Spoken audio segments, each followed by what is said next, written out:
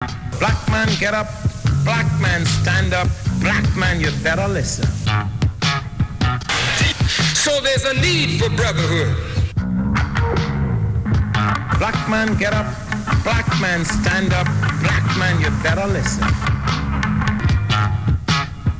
Black man, get up. Black man, stand up. Black man, you better listen. Brotherhood is demanded. Black man, get up. Black man, stand up. Black man, you better listen. Brotherhood is required. Brotherhood is demanded. Brotherhood is obligatory.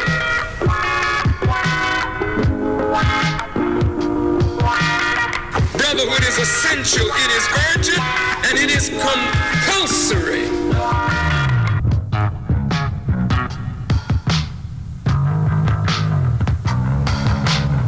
But the time demands brotherhood.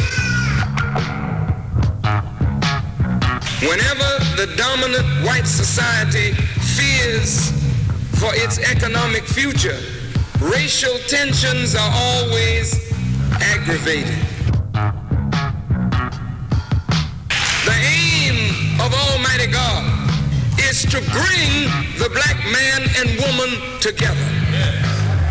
The aim of Almighty God is that we, no matter how divided we have been in the past, must experience unity in order to gain the success that we seek and the progress that we desire. There is no way that a divided people can build a future.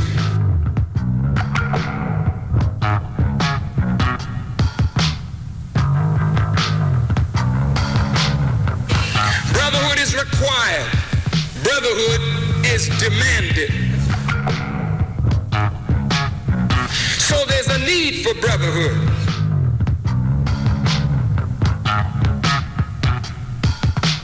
But if you walk the earth proud and arrogant, you never learn your lesson because you think you already know. And how in the hell could you know and be in the shape that we're in? How can there be any brotherhood if there's not even the honoring of a word? Black man, get up. Black man, stand up. Black man, you better listen.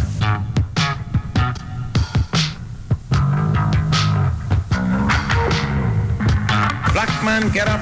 Black man, stand up. Black man, you better listen.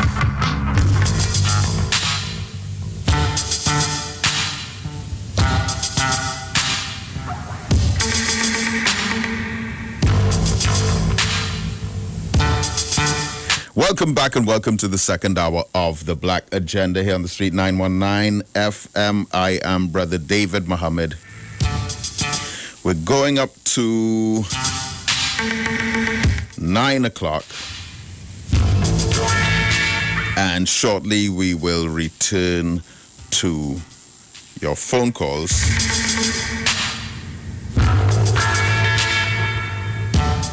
But as I had said to you, I have just a very, very quick, very short, very swift editorial. And I want you to think deeply about this.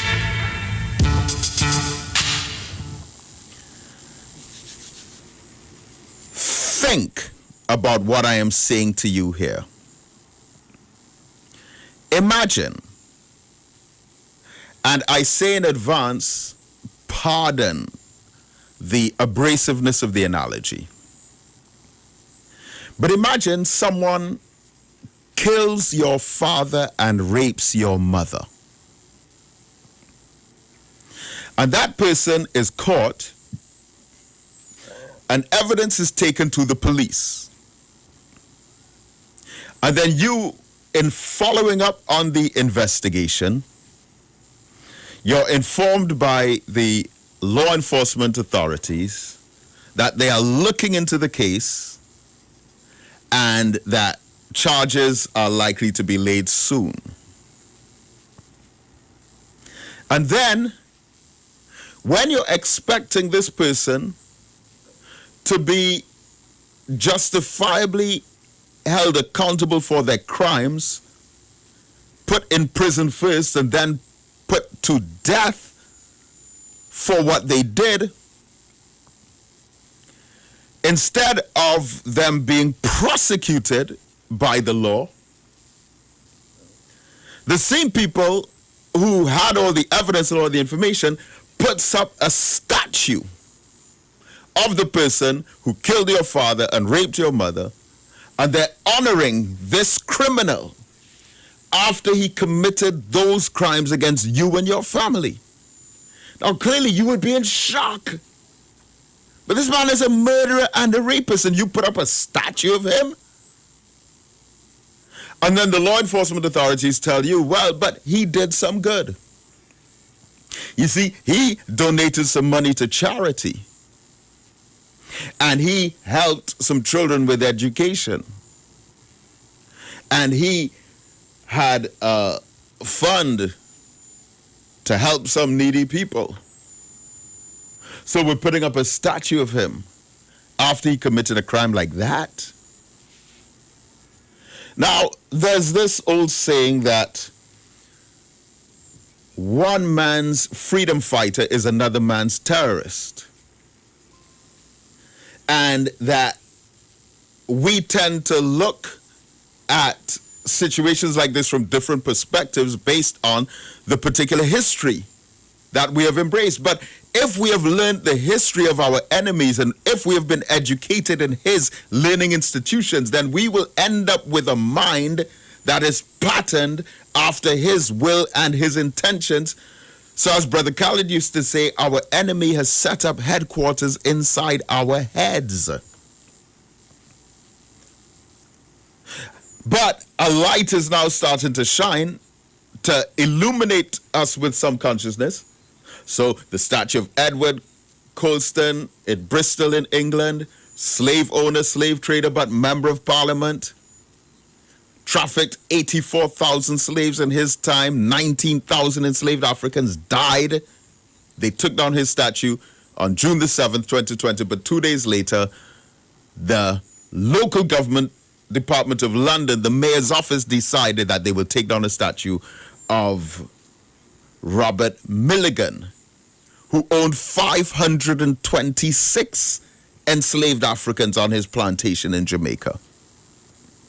And now Winston Churchill, who is one of their greatest heroes of all times, they're pulling up all these statements about, he said, I feel no remorse whatsoever, paraphrasing, about what happened to the Native Americans and them being decimated, genocide being committed against them. I have no remorse against the genocide against the black people in Australia.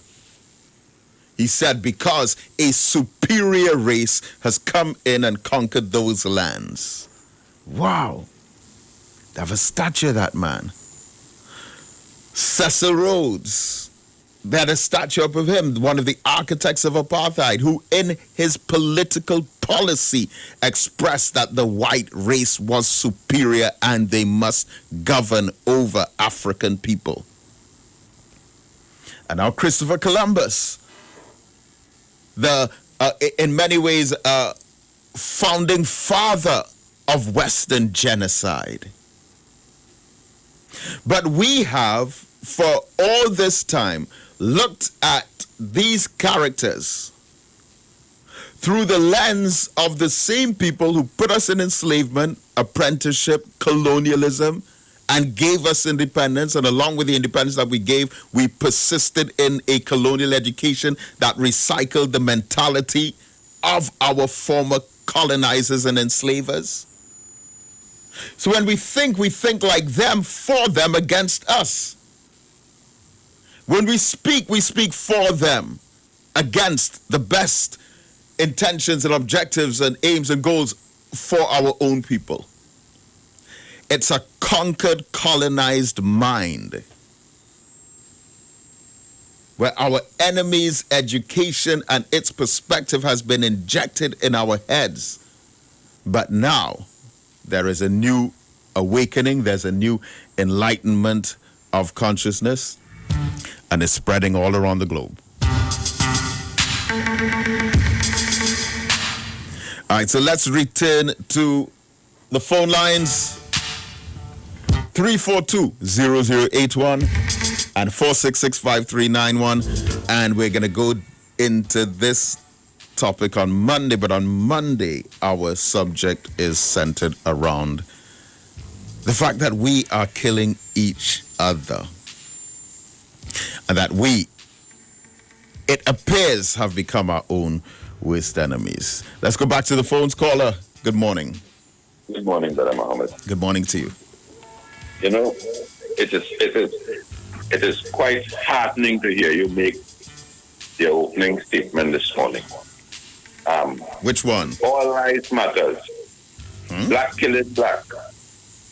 These are the things that I'm getting from the other side of my citizens. We have two major races in this country, and the other major race, which is also a citizen of this country, is using these remarks. And here one of the remarks, how they could say that and they have a white God. That is also another one of their remarks. So I could remember, we have our first Prime Minister wrote a book, Capitalism to Slavery. The other one wrote a book from Mason Hall to Whitehall. I feel it's time we write a book from slavery to making pan. Because you know what? We have not identified ourselves yet as who we are in Trinidad and Tobago. As a Trinbagonian, and until black people identify themselves and understand the I tell them I was here 300 years before you. I come massa cocoa and coffee and wait and put it on boats and send it and run the plantation before you came here. I was able to read and write before you came here.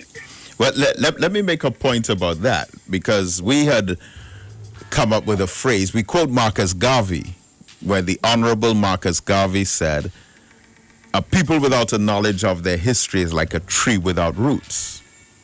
And then we added to that, a people who do not properly document their history run the risk of having that history rewritten by someone else. I said we need to write a book from slavery to pan. And this is what happened in 2012, around the time of the 50th anniversary of our independence, where there were a whole lot of false narratives. The UNC was in government then, and they hosted a series of celebrations. In fact, there was one in particular at Napa, where I understand the General Secretary of the United Nations was on video conference, Ban Ki-moon, and he made a statement. Yes, I remember that. Words to the effect of congratulating the Indian community for the invention of pan. Yeah. But where would that have come from, though?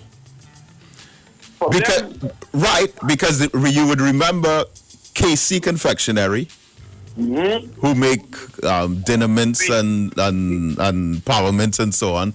Yep. They had a 50th anniversary independence souvenir of a pan. Yep. And on that souvenir, it mentioned that this pan was invented by members of the East Indian community. Remember, there was a first time I see an East Indian man on television beating a pan. Brave, all over Trinidad and Tobago. Try to remember that. What was the name? Jit Samaru. No. No. They didn't want that nothing to do with it. They only deal with that when they was in office. And no, forget Jit Samaru. I'm going quite back there. I'm talking about in 2010. The first time Adrian Jaikaran. Some fella, I can't remember his name. The first time the UNC had a man playing pan anywhere they go to celebrate pan. First time, UNC admit that pan, and because they decide what to take. That is why I say again, we as Trinbagonians have to learn our black, because a man tell me, we have a white God. I swear, the same white God saved me from the white man oppression, because I didn't ask to come here. Unlike you choose to come here. I was beaten, captured and beaten and come here, and the same thing you just expressed, forced to learn a particular culture. In my growing up, I was Christian and Anglican. I was to be converted to go to a Catholic school, and on a Saturday I go into church from 9 until about 2 o'clock. And then I end up in a Baptist religion. So we are confused. But you know one thing that gets me together? Let me ask you one question. Uh-huh. The greatest man in India, what is his name? The greatest man in India. Greatest, right. Lord Ganges. The modern day politician who died, his whole generation, what was his name? Gandhi. We have a statue of him in Tongan. In San Fernando. We have one in Tongan too, if I'm not mistaken. Somewhere where the Mazda company is, somewhere around there, if I'm not mistaken. Right. But when he started, what he started for? What was his fight in India about? It was for the rights of Indian workers. Indian workers, what religion was him? He was Hindu, wasn't he? First thing first, Brother Mohammed. His fight was for Hindus. In Trinidad and Tobago, if we have a fight, you see like how Black Lives Matters? All black people has come together, whether they're Christian, Anglican, Presbyterian, that is the difference. Well, we need to. That is the difference between us and them. Up to this day in India, there is still a war between Muslims and Hindus. Kashmir. Enjoy your morning, Brother Mohammed. Thank you for calling. 342-0081 and 466-5391.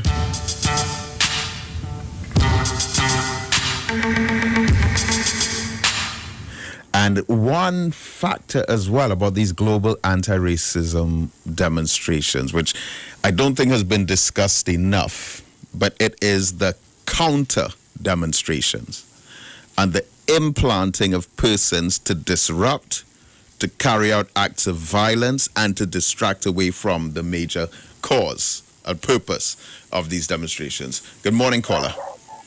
Yeah, greetings going on. Greetings, my brother. Yeah, Carenage here, this building. Carenage. Which part of Carenage are you? Eastview. Where? Eastview, right up on the hill. Okay, right, yeah. Because I heard there was something happened there yesterday in Scorpion.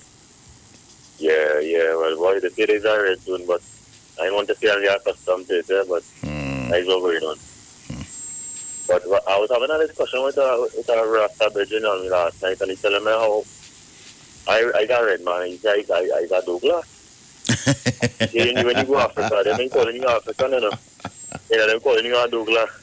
The boys will anybody here saying that, right? So that is so not true. First of all, that word I don't believe is used in Africa.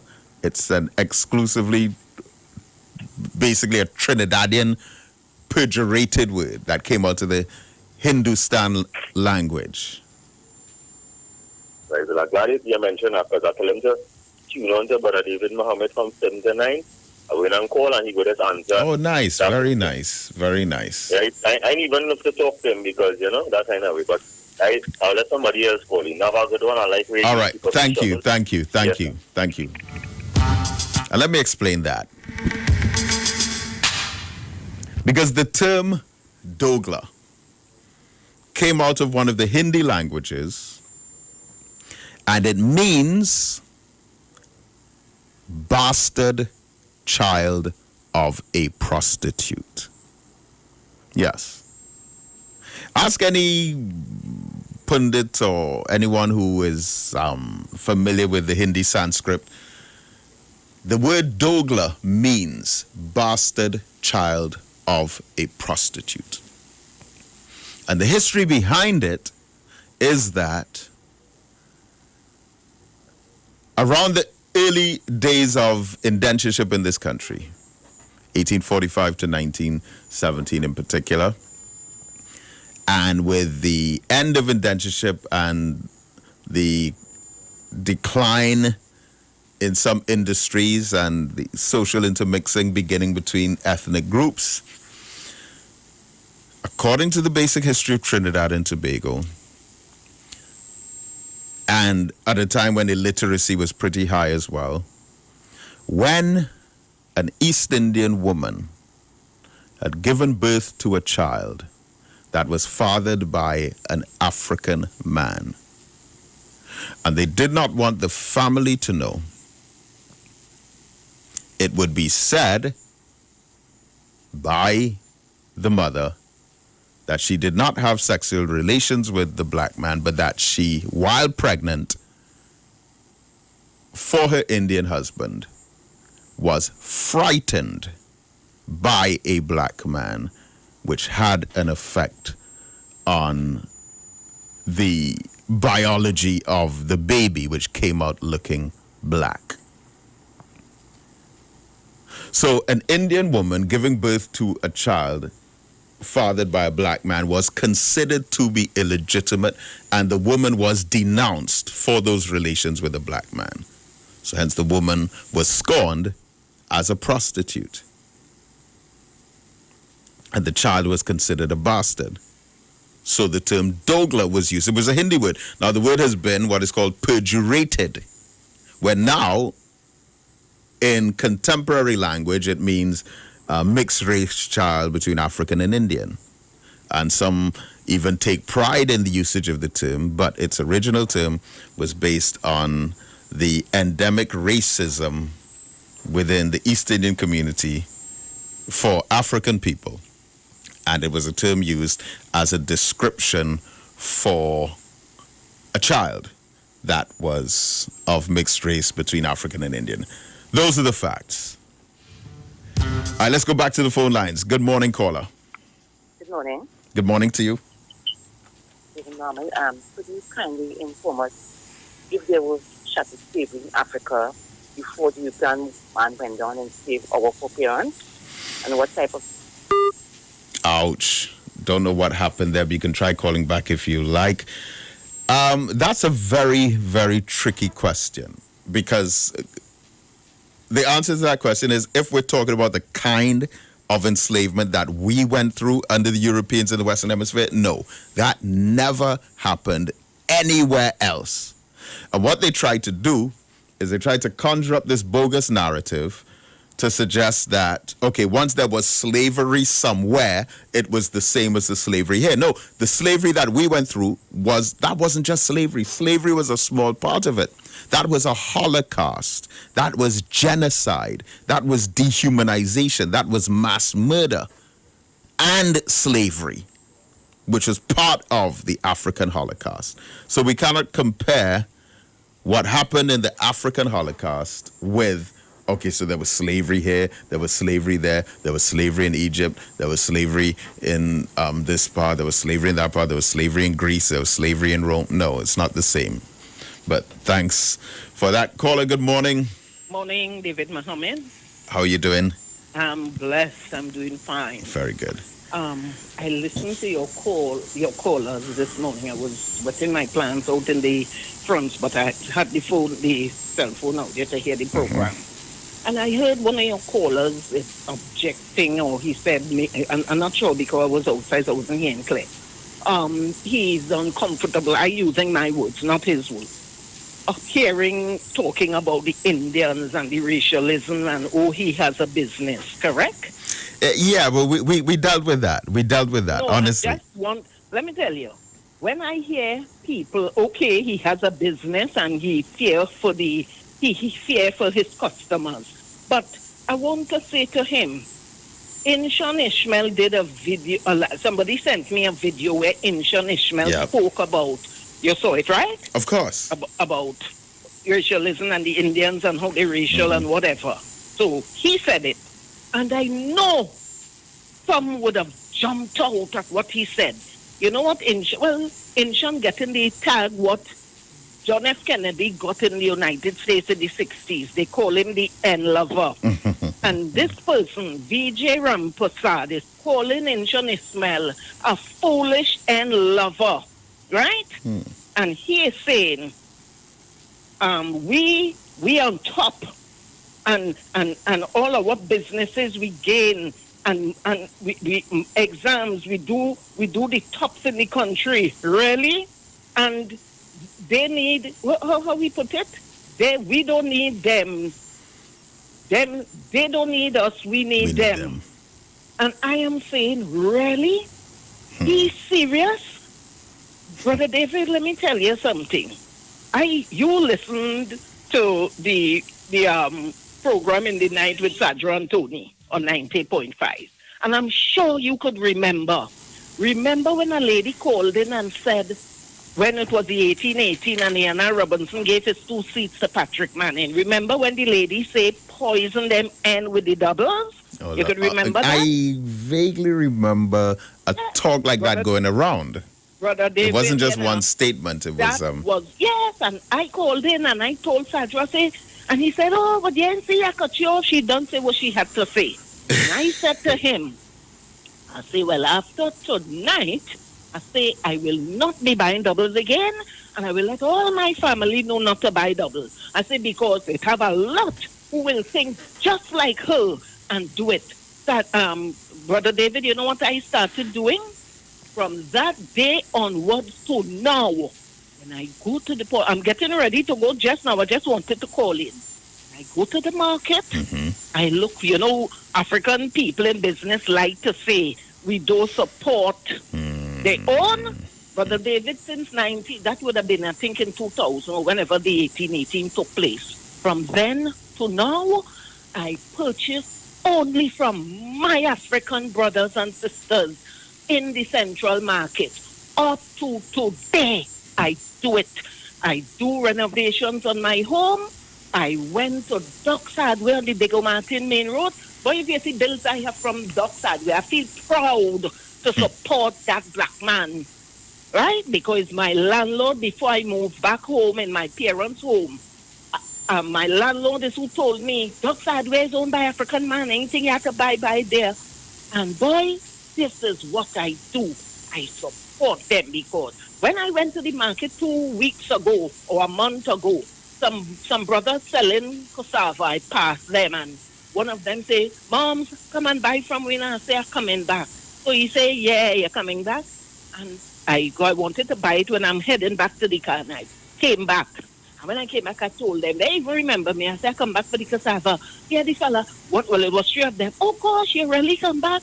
I said, yes, I told you I was coming back. He said, girl, he said, lady, some people, it is rather to go and buy from other people than to support their own. I said, not me.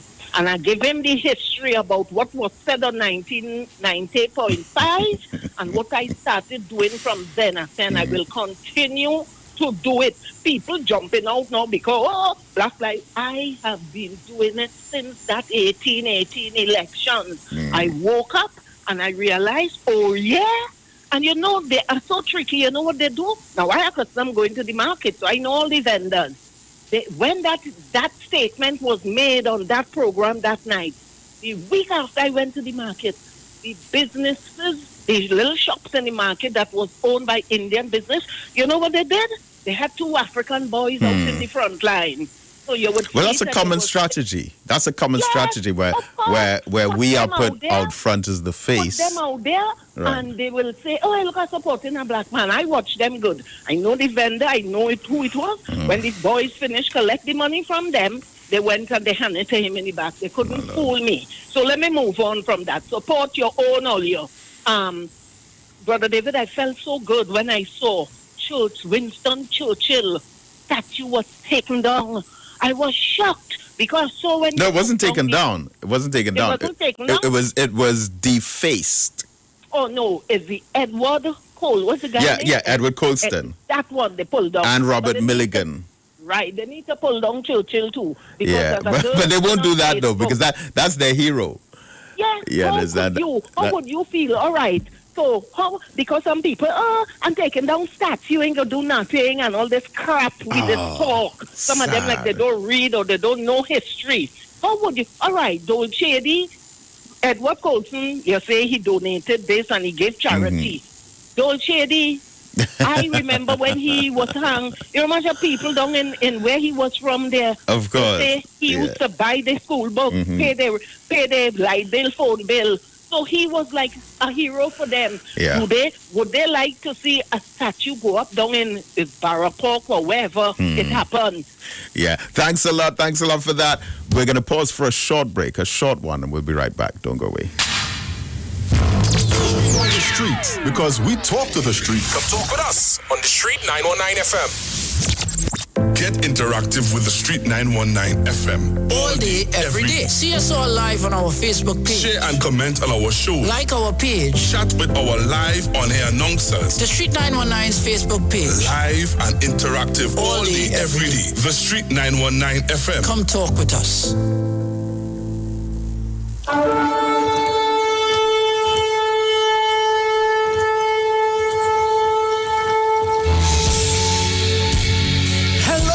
This is Pastor Charles from the Upper Room Ministry. Tune into the Street 91.9 FM every Wednesday from 12 midnight to 5 a.m.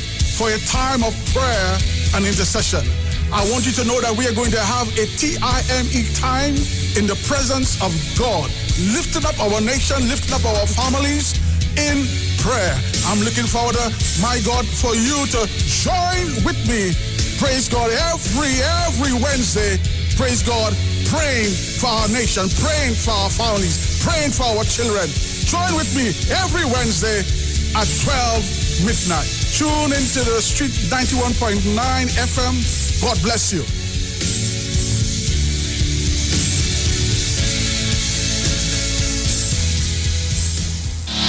This is Wayne Delamore, Head Consultant and Director of Natural Health Solution. With over 15 years of experience in clinical nutrition and microscopy, we specialize in early detection and prevention. We incorporate evidence-based nutrition and science-driven analysis. Tune in to our educational program every Wednesday right here on the Street 91.9 FM. For appointments, call 222-2189 or 304-5816. At Natural Health Solutions, we offer a natural solution to healthy living. Join Wayne Delamore on Wednesdays from 9:15 a.m. to 9:45 a.m. right here on the Street 919 FM. Renting a car in Tobago should be quick, affordable, and easy. Wow. Here at O'Neill Rentals, we make the process as simple as possible by using our easy e-sign-up. Yep, we can sign you up from just about anywhere using our tablets. See? All done. And everything goes straight into the cloud. Yeah, you're on your way. Are you coming to Tobago? Book your car rental with us and enjoy the most affordable rates in Tobago. But hurry, because cars go pretty fast. Call 361-1042. That's 361-1042. One more time, 361-1042. O'Neill Auto Rentals, Tobago, taking you further. This is Reverend Dr. Glenroy Frank inviting you to tune in every Monday evening at 6:15 for the Light and Life Outreach Program. This program is sponsored by the People's Pentecostal Church. So come join us live and hear this word of God that is able to build and to strengthen your life. The Light and Life Outreach Program every Monday, 6:15. God bless you. We know the street because we talk to the street. Come talk with us on the Street 919 FM. All right, welcome back. It's 8:34 in Trinidad and Tobago. You're listening to The Black Agenda. I am David Muhammad. We're going up to 9 o'clock and we're taking your calls. Let's go straight back to the phone lines. Caller, good morning. Brother Mohammed, good morning. Good morning to you. I have to say this. There is one woman who really did us damage, but not us in particular, but the brothers in America, particularly in Boston. Who's that? Her name is Annie Dukan. Who? Annie Dukan. Look it up on YouTube. This great Boston lab technician. She sent 21,000 African brothers to jail. Fake lab testing. She's from San Fernando. Well, that was my next assumption, obviously, a Trinidadian. Yes. She lied concerning she credentials, being having a master's in chemistry. Wow. Did some serious damage, and what cinched it was that it was summertime, and it had a conversation on RTTV. They actually give us the email record between her and the district attorney talking about how they want to send them to jail. Destroyed countless lives. When I want a pick me up, I mean, it's a negative thing, but I don't know what time it is, days why it does what, because it's serious. Yeah, and you know something, caller? There are a number of cases in our history where people with either racist attitudes or perspectives made either errors or mistakes or deliberate tampering or interference with evidence in a case or a testimony that has caused the loss of life. In Black Studies, my book, there's a section on racial hoaxes, which includes the Central Park 5, where stories were made up, accusations were leveled, things were said to incriminate innocent black people, and because it was considered believable by the authorities, prosecution went ahead. Do you know about the Central Park 5? I have a cutting on them already, and I looked them up on YouTube already. So we're talking about is not no. I heard about it before, and I looked them up on YouTube already. Right. Do you know who was pushing hard for the Central Park 5 to be to receive the death penalty? There's one famous modern figure who made it his personal duty by taking out full-page ads, full-page double spreads in major newspapers across America, calling for the death penalty for the Central Park 5. Are you familiar with who that was? No, I'm not familiar with that person. It was President Donald Trump. As a businessman throughout the 1990s, took out a number of full-page ads calling for the execution of the Central Park 5, only to find out some almost 20 years later that it was false evidence that was given. It was a white man who had beaten and raped this woman, but she blamed these 5 black men, and it was picked up on so quickly. It's one of the most horrifying miscarriages of justice. But the thing is, we have a lot of stories like that. Someone spent 5 years in jail, 10 years in jail, 20 years in jail because of some fabricated evidence that someone made up. It's a hell of a thing. When Ms. Buchanan was tried in court in Boston, right? They wanted to give her a year. 1 year? 1 year, one year, maximum 3 years. For decades. Well, my brother, thank you so much for calling. Thank you so much for your call. I appreciate it very much. I have to look up more on that case. And I say with great pride that the man who is the, I believe his official position is the state attorney or the attorney general for the state of Minnesota, who is laying the charges on Derek Chivin, who knelt on the neck of George Floyd. I say with pride that the state attorney who's laying the charges, who upped the charge from 3rd degree to 2nd degree murder, is a brother from the Nation of Islam. His name is Keith Elliston. He's also known as Keith Muhammad, but they put a lot of pressure on him. So there's some distance between us at this point, but he was a brother in the Nation of Islam, and he's now the state prosecutor for the state of Minnesota, and he's dealing with that case. Caller, good morning. Good morning, Brother David. Good morning to you. Thanks for that, brother. But before I get into what I wanted to say, I want to tell you that you were trying to remember, you said there was a statue of Gandhi in South. Right, and it's guy was trying to Q remember. Place, is it?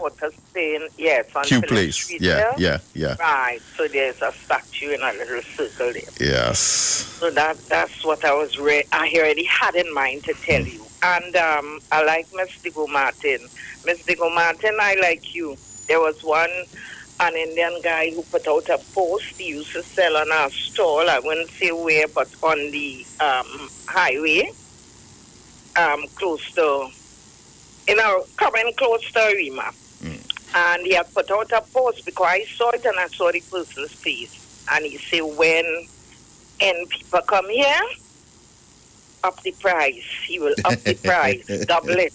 And hear what? I knew the person I used to buy there and never went back there. Never, Brother David. And I wanted to ask you, have you ever listened to some of these speeches by the former UN ambassador to the African nations? I think it's the sister. Sister Kwao. Of course. Well, listen, on my television program on Gael TV, I ran her speech, a 12-minute speech that she did, and also an interview that she did in America. Oh, very good. Because there was also a petition which I signed online for her reinstatement. Yes. You know, but she powerful sister. Very powerful. I normally would follow up her speeches online. Yeah. You know, on YouTube. There's an interview that she did powerful. as well. An interview that she did in America. I mean, just brilliant sister. Brilliant, man. Oh, God. And they want to say that we have half the brains or quarter the brains of what white people have. I don't know where people have come up with these bits, you know. But there's a video someone sent me of an Chinese scientist doing research. And he was doing the research on zebrafish. Mm-hmm. You ever saw that one? I don't think I have. And they showed where the stripes in the zebrafish, something about it, I forget how the actual video went, but it showed where black people, white people originate from black people, and he was shocked into reality to believe that he come from the African race as well. And that was a science he was doing on zebrafish. I must send it for you. You should. Yes. You should. Yes. So they can't stop us, you know, Brother David. They could try, but they can't kill the African man. So they could do what they want. They have to love us. If they want to love us, they go have to lump us. but for us, the staying, we have to stay. Thank you, Brother David. Have a good day. Thank you so much, Zena. Good to hear from you. Caller, good morning. Hi, Brother David, morning. Good morning. Need to speak up a bit, though. Oh, Lord, I know. I had to get myself a new phone, but you hear me? I am. Okay, what the gentleman called there just now and said about this person in Boston, right, who had this fake thing. Dukan. That's right. Because I remember, I had called you, I think, on it also, because I had called and mentioned it on many radio stations, and nobody had followed up that. It was a darkish East Indian woman, and nobody had followed the media, the local media didn't follow up on that, they didn't think. But if that was a black person that did that, you could imagine it would have been clustered all over social media. You understand? So they just use the media, that's why I said it's media, to either make you or it could really break you. That's why I'll always say thank God. Ouch. All right. Thank you for your call. Good morning, caller. Good morning, Brother David. Good morning to you. Yeah. Seeing that we were talking about person falsely accused, remember the 14-year-old boy who was accused of killing these 7 and 11-year-old girls, white girls? Where, in America? Yeah, in America. Oh, okay. And he was electrocuted, you know? Yes, in Texas, right? Yeah, I think so, yeah. And of course, as always, years later, they normally just find the evidence that to overturn the cases. Yeah. And no one pays the price, exactly. Okay. Thanks a lot, my brother. It's 8:45, people.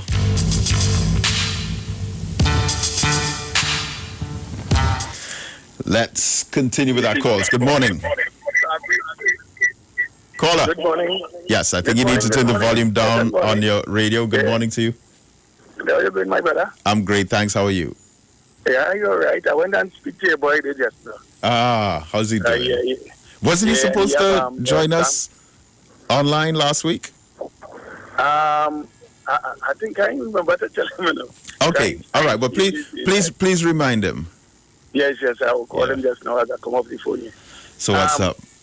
Yeah, Brother David, last week, Sunday, I had a discussion from a young lady. Sunday? on the radio here, and she was talking about racialism. Brother David, I think you do a program on racialism. I think we people really don't understand what is racialism. And just like the lady was saying there just now, what is racialism? Now, racialism starts because white was going around black. When they went down into India, and they see these black Indians, and they was having intercourse with the Indians, right? But that's after, right? That's how racism started? Yeah, well, let me explain, I'm very interested to hear about this. Yeah, it started when this man, Alexander the Barbarian. I don't call him great because there is nothing great about it. You understand? Nothing great about this man, and I ain't calling him gentleman. 640 BC. Yes, he went down into India with his boyfriend and leave his wife home. What I'm saying is, what the whites know about us? We call him Alexander the Snake. Right, he's all that. He's everything bad. There's nothing great about him, and the other wipe him out of history too, because it's the same thing that he have done. But what the whites understand is that their genes are receptive, and the black genes are dominant, so they understand the dominant gene. Like look in England, this white man, we just say, but we mix and all kind of thing. There is nothing called mix, and the whites there's always laugh at us when we talk these stupidness and call mix, and I mix it this and I mix it that. That is a very third world concept. Mixed, correct. Mixed. Yeah, and if you listen to the Queen, the Queen never say is a mixed child, because the mother of the child is mixed between black and white. But here what she know that the black genes are dominant. Now you can't mix with black. Anything come around black, everything, it may look white, but it's actually black, because the dominant genes will always take over, and we genes are dominant. So they understand us, but we don't understand them. And I just try to tell my people, stop saying we mix. You're not mixed. Anything come in contact with African, it's African. And that way they understand, because they understand that if it continues, the race will annihilate, we will annihilate the race. So they understand that. That's why they're trying to annihilate us, because we're the only people that can annihilate them. Because they're so fascinated with black women. That is where the can just come in. When you look at Italy, why it is they have different Sicilians. Yeah. Right, because all the kings and all the great men used to go across to Africa and choose these nice women, and they're so fascinated by these African women that they used to go across and have sex with them, and make sure and marry these women. It's in the 12th century is where racialism coming. Before that, they didn't have that, because they get to understand the dominance of the black gene, and they understand that they will be annihilated. I don't know if you ever watch this thing. For people to watch up the story on Yakub. Of course. You're right. Black people wouldn't even go up on the net punching Yakub and say that's in Message to the Black Man by the Honorable Elijah Muhammad. Yeah. Brother David, every time I come to your phone, I just want to do. I did a lecture on that at NALIS. Okay. But I think do a little thing on racialism. What I really wanted to say is this girl last week, she was talking, this black girl, and she talking about racialism. And what we have to understand and try to tell to our youths, don't get carried away. Who's this now? Something last week, a young lady, I tried to call her in, and she was taking ill calls last week Sunday. And she was talking, and I tried to call her, but until she stopped. Don't do that. Don't talk uninformed, because you're going to misinform people. We've seen too much trouble for you to talk on things where you have no knowledge on. Go and seek knowledge, But I wanted to talk to you too again, the SWAT sticker. Yeah. Last week, Saturday, I was listening to a different station, And a man say that this swastika came from Hinduism. Germany. Yeah, it's Hinduism. Yeah. But everything, nothing predates Northeast Africa, which is Egypt. What was called Kemet. What was called Kemet. The meaning of the word Kemet is the land of the burnt-skinned ones. Or the land of the black land, or the land of the black. Yeah. And the swastika, if you look at the swastika, it's 4 equal squares. The swastika have nothing to do with Jew. You see, Wayne did know about the Northeast Africans, and he understand the greatness of the Northeast Africans. So he borrowed the swastika, and the swastika just simply represent the sun. There's not no Indian treasure. But why people just myth? Knowledge is there for everyone. Go seek. This man, Dr. Ben Yusuf Yochanan. Yeah. These fellas speak on these things and go in depth to really educate us. Did you go to see him speak when he came to Trinidad back in 1995? Well, Brother David, is you make me, I want to tell you this, is you make me, and back in that time you wasn't there. So I wasn't here. You make me, so I is your product, Well, let me just give you a quick one. Dr. Yusuf Ben Yochanan was in Trinidad. He spoke at the Port of Spain Library, the old library that used to be upstairs, City Hall there. And a man stood up and no, Dr. Ben was elderly back then. He was. He was. He passed away. And before he passed away, he gave all of his books, 35,000 books, to the Nation of Islam, to Minister Louis Farrakhan. It was a beautiful. So in fact, I'll try to get that clip and play it sometime. But anyway, this man in Trinidad said to him, "But Dr. Ben, why we have to keep going in the past and digging up what happened back then, and going into all this history? I mean, what matters now is today, why we going into, man really tried to kind of make a scene. Yeah. And then, Dr. Ben was quiet, humble, listened to him. And then when the man was finished with his question, Dr. Ben said to him, in his accent, he said, "Do you have a bird paper?"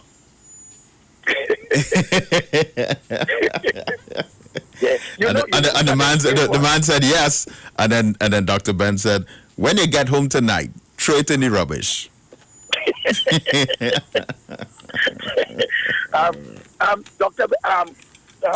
Dr. Mohammed, I'm glad to describe you as that. This next man, Dr. John Henry Clark. Yeah. I'll dare anybody who listening to us today, like they're listening to us now, go up on your net, go up on YouTube, punch in Dr. John Henry Clark, The Great Debate. Yeah. People, please, or they go listen to him speak. He take on some white people talking about his story and correct them with history, because history cannot lie. And you must understand, history can't lie. A person can get their story, but history cannot lie. Always remember, history cannot lie because it happened. Just like the birth paper, it will always be there because your birth happened. And we have to understand, history cannot lie. You understand? So I dare anybody today, go up on YouTube, go up on the net, punch in Dr. John Henry Clark, The Great Debate. He take on some white people on their history. But he was one of the greatest of all time. Him and Dr. Ben. But you make me, and it's glad and I'm wanting to hear you. And you caused me to study to make my children the way how they are today. Well, I appreciate it, and I know you're very, very proud of those great children that you have. And we are looking to them for leadership. You ought to be proud too, because you did it. All right, praise be to Allah. Well, thank you so much. Thank you so much, my brother. Thank you so much for calling in. All right. And this is where I leave it for this morning, but I'll be back on Monday evening for the Black Agenda. Remember, Mondays and Tuesdays from 9 to 11 p.m. and Saturday mornings from 7 to 9. Stay tuned to Street 919 FM, and may Almighty God, Allah, continue to bless you as I greet you in peace. Assalamu alaikum. Day Talk You talk, come talk with us. On the street, 919 FM.